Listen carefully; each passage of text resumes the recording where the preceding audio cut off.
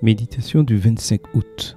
Je ne peux pas l'éviter. Père, si tu le veux, éloigne de moi cette coupe. Toutefois, que ce ne soit pas ma volonté, mais la tienne qui soit faite. Luc 22, verset 42. Lorsque Joël David avait un peu plus d'1 an, ma femme lui a enseigné à ne pas toucher aux prises électriques. Il s'approchait alors de celle-ci en disant « Pise non », signifiant « on ne touche pas à la prise ». Puis tentait d'y insérer ses petits doigts. Heureusement, nous avions placé des cache-prises partout. De même, nous lui avons appris à ne pas mettre les objets trouvés par terre dans sa bouche. Ainsi, lorsqu'il ramassait quelque chose par terre, il secouait la tête de gauche à droite tout en agitant son index signifiant non. Cependant, juste après, il le mettait dans sa bouche. Tu ris peut-être, mais nous les adultes n'agissons-nous pas de la même manière? Nous savons ce qui est bien et ce qui est mal. Mais, contre toute logique, nous choisissons constamment le mal. Pourquoi avons-nous tant de mal à contrôler nos impulsions? Et que pouvons-nous faire à ce sujet? Il nous est difficile de nous contrôler parce que nous sommes des pécheurs. Même si nous savons ce qui est bien,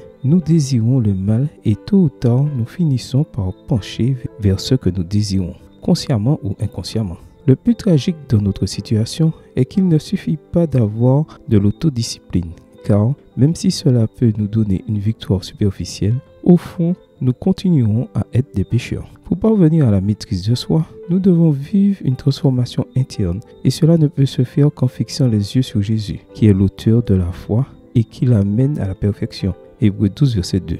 À Gethsémani, Jésus était déchiré entre son désir naturel de survivre et la mission de nous sauver. Cette nuit-là, il dit au Père de la prière, « Toutefois, que ce ne soit pas ma volonté, mais la tienne, qui soit faite. » Luc 22, verset 42. Mais Jésus n'a pas appris à choisir la volonté de Dieu en une nuit. 3 ans et demi plus tôt, dans le désert, il luttait contre la faim et lorsque Satan lui proposa une issue facile, il répondit par « Il est écrit ». Matthieu 4, verset 4. Paul nous conseille, nous amenons toute pensée captive à l'obéissance au Christ. 2 Corinthiens 10, verset 5. Si nous voulons atteindre cet idéal, nous devons suivre l'exemple de Jésus. La prière, l'intériorisation des Écritures et l'abandon de notre volonté au Père. Séparés de Jésus, nous ne pouvons rien réaliser, mais unis à lui, la victoire est garantie, même contre nous-mêmes. Amen.